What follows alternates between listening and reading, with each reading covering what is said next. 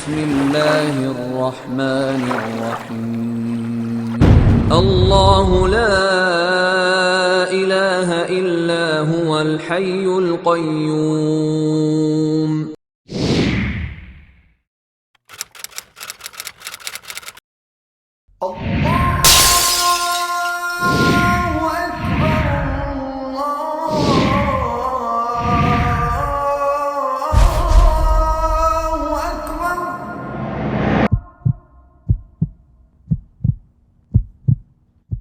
إن الحمد لله نحمده ونستعينه ونستغفره ونعوذ بالله من شرور أنفسنا وسيئات أعمالنا من يهد الله فلا مضل له ومن يضلل فلا هادي له وأشهد أن لا إله إلا الله وحده لا شريك له وأشهد أن محمدا عبده ورسوله أما بعد l'existence de Dieu, le Très-Haut.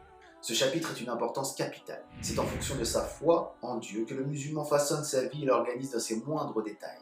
Cette foi est le fondement principal de la vie. Dieu existe. Le musulman croit en Dieu, en son existence, en sa qualité de créateur des cieux et de la terre, en sa connaissance du visible et de l'invisible. Le Seigneur, le possesseur, l'unique et le parfait. La foi est un don divin, on l'acquiert aussi par les enseignements tirés du Coran et de la Sunna, la tradition prophétique, aussi bien que par le raisonnement logique. Indication islamique. Dans le Coran, Dieu a révélé son existence, sa divinité et ses attributs. Il dit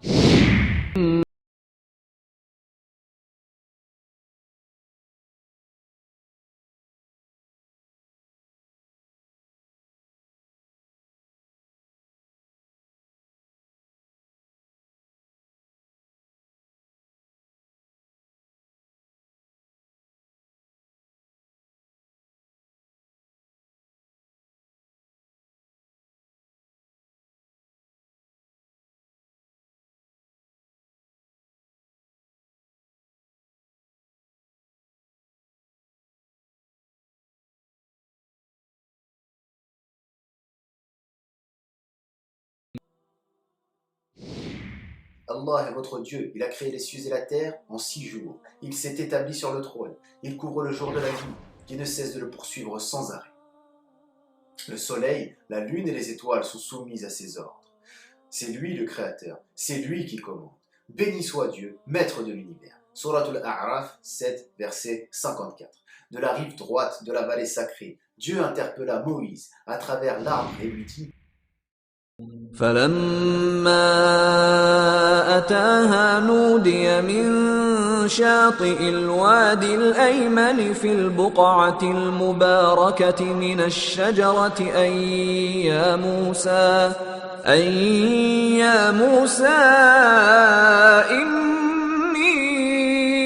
أنا الله رب العالمين. Moïse, c'est moi, Allah, Dieu de l'univers. Surat al-Qasas 28, 30 pour le verset. Il lui dit encore, je suis Dieu, point de Dieu que moi, adore-moi, accomplis la prière pour m'invoquer. Surat al-Taha 20, verset 14. Pour se glorifier et annoncer ses noms et attributs, il dit, il est Allah, point de Dieu excepté lui, il connaît le visible et l'invisible, il est clément, le miséricordieux, il est Allah, point de Dieu à part lui. Il est le souverain, le saint, le salut, le pacifique, le témoin, le dominateur, le puissant, le contraignant, le superbe. Gloire à lui. Il est au-dessus de ce qu'on lui associe. Il est Allah, le le réalisateur, le formateur. Il a les plus beaux attributs. Tout le glorifie dans les cieux et sur la terre. Il est le puissant, le sage. Surat 60, verset 22. Il s'est loué en ces termes. Louange à Allah, maître de l'univers, le clément, le miséricordieux, le souverain du jour du jugement, Surat al-Fatiha.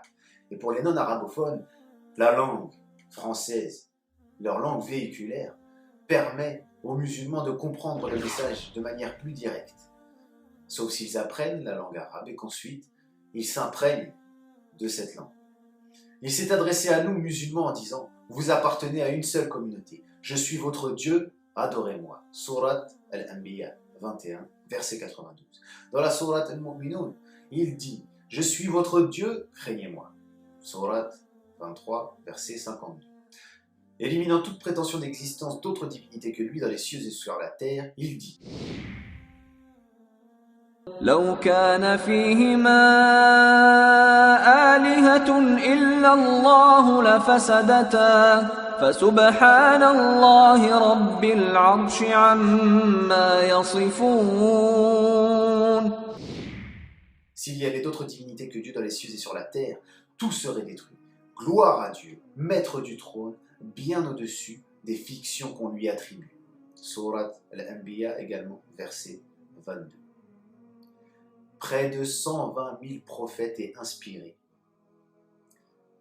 avaient affirmé l'existence de Dieu comme étant le maître et le créateur de l'univers, dont il dispose en toute liberté, et avaient fait connaître ses noms et ses attributs. Chacun d'entre eux avait reçu le message, soit directement par la parole divine, soit par l'intermédiaire d'un émissaire angélique, soit par inspiration. Dans tous ces cas, le prophète est convaincu qu'il s'agit bien de la révélation divine. Le témoignage d'un si grand nombre d'hommes, si distingués, ne peut être mis en cause. Il est inconcevable qu'ils se soient tous concertés, tous accordés, pour inventer les mêmes mensonges, eux qui représentent l'élite des humains, les plus sages et les plus sincères.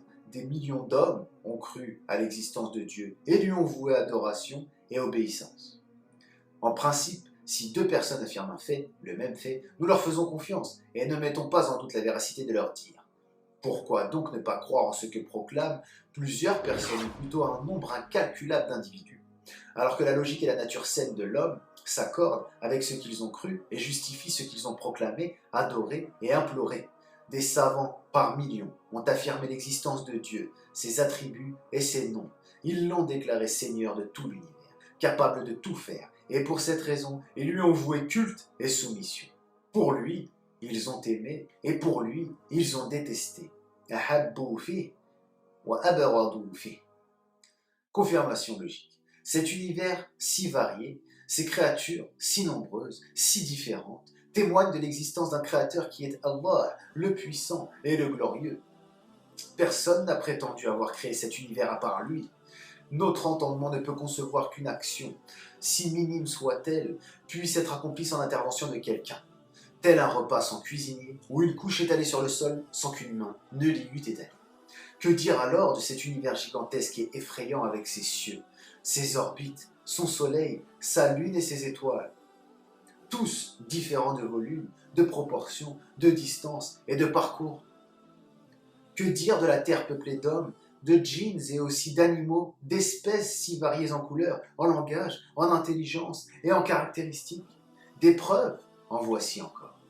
La parole de Dieu qui nous est dispensée, que nous lisons, méditons et comprenons. C'est une preuve de l'existence du Créateur, car il est inconcevable qu'une parole existe ex nihilo, sans début, sans caractère initial, de rien, du néant. La parole de Dieu témoigne donc de son existence, surtout qu'elle renferme la loi la plus solide et la plus sage que l'homme eût connue et dont il a tiré d'énormes profits. Elle énonce les théories scientifiques les plus vraies, contient de nombreux faits historiques et des prophéties d'une authenticité remarquable.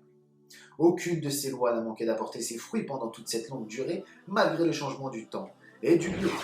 Aucune de ces prédictions n'a failli. Aucun historien n'a osé démentir un des faits historiques que le Coran, a cités. Et cela en détail. Et parfois, par simple allusion. Une parole si sage et si vraie, le bon sens ne peut l'attribuer à un mortel, car elle est au-dessus de ses possibilités, au-dessus de ses capacités, et au-dessus du niveau de son savoir. Donc, n'étant pas la parole de l'homme, elle est celle du Créateur, et prouve son existence, sa puissance et sa sagesse. Observons l'ordre minutieux des lois universelles qui régissent la formation, le développement et la transformation des êtres vivants.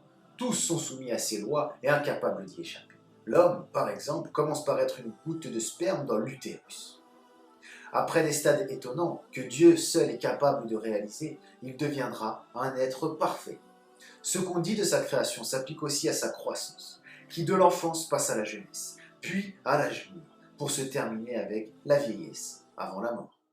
Ces lois qui régissent l'homme et les animaux sont les mêmes qui régissent les arbres, les plantes, les étoiles et les corps célestes. Sans dévier de leur chemin, ils obéissent tous aux lois qui les gouvernent. Si l'ordre qui les maintient vient à se rompre, c'est la démolition du monde et la fin de la vie, et la corruption de tout ce qui est. Guidé par de telles preuves spirituelles et logiques ainsi que par d'autres preuves coraniques transmises, le musulman croit en Dieu le Très-Haut, en sa qualité d'administrateur de l'univers Rabbul Alamin, et en sa divinité Uluhiyyatuh, envers tous les hommes. Sur la base de cette foi, le musulman adapte sa vie dans tous les domaines.